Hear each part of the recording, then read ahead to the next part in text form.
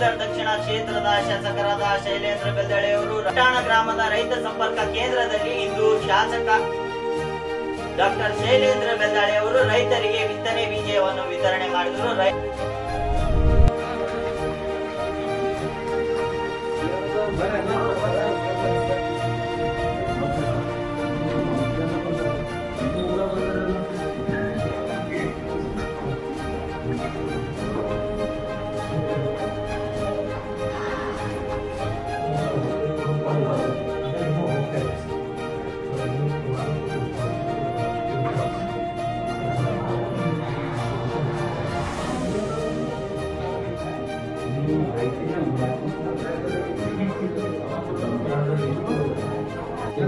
ಬಂದಿದ್ದಾರೆ. ತಮ್ಮ ಅಮೂಲ್ಯವಾದ ಸಮಯವನ್ನು ಕೊಟ್ಟು ನಮಗೆ ನಮ್ಮ ಅಧಿಕಾರಿಗಳಿಗೆ ಮಾರ್ಗದರ್ಶನ.